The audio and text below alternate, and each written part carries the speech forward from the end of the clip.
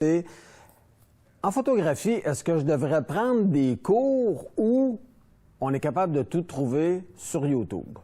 Je vous dirais qu'on trouve beaucoup de choses sur YouTube, mais souvent la problématique avec YouTube, c'est qu'on a une chose et son contraire. Fait que quand vous débutez, je vous dirais que la meilleure des choses, c'est vraiment de prendre un cours. Est-ce que de prendre un cours privé? Non. Prenez des cours de groupe, des petits groupes, comme ça vous allez pouvoir parler, poser des questions plutôt. Parce qu'on s'entend que, oui, vous allez trouver des choses sur YouTube, mais si vous avez des questions à poser, ça devient plus compliqué. Vous devez écrire à la personne qui a fait le vidéo, qui, une fois sur 5, va vous répondre, une fois sur 10, et des fois pas du tout. Fait que moi, ce que je vous dirais, à la base, prenez un cours de photographie de groupe, 6, et vous allez apprendre comme il faut la base de la photographie.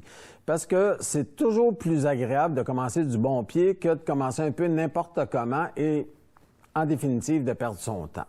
Je pense que c'est comme n'importe quoi, faut apprendre la base, une base solide. Moi, comme je dis à mes étudiants, comme en ski.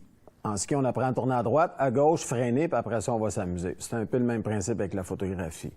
Par contre, vous allez découvrir avec le temps des photographes, des YouTubers photographes qui donnent de l'excellent matériel. Le truc là-dedans, c'est on fouille, on picasse un peu, puis à un moment donné, suivez la même personne.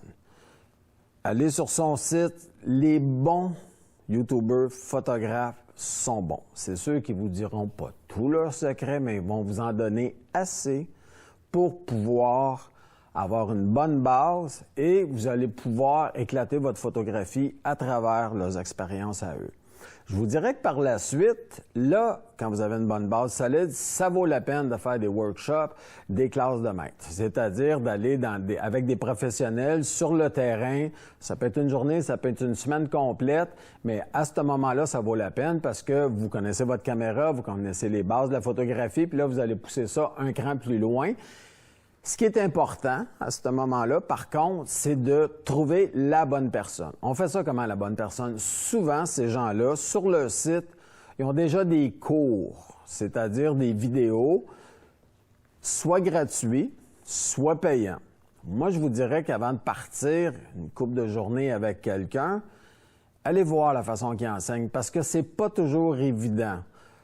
Connaître la photographie, l'enseigner, ça peut être deux mondes. On peut être très bon photographe, mais on n'est pas très bon enseignant. Fait que ça vaut la peine d'aller voir est-ce que ça me rejoint.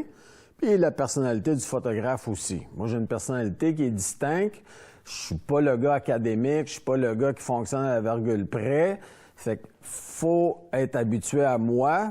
On va avoir du plaisir, mais ça se fera pas comme si on était à l'école. J'ai une autre façon d'enseigner qui est peut-être plus terre à terre, moins cartésienne.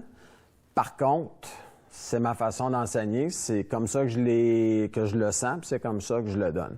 Fait que pour répondre à la question, oui, prenez un cours et oui, on peut aller sur YouTube chercher des choses aussi.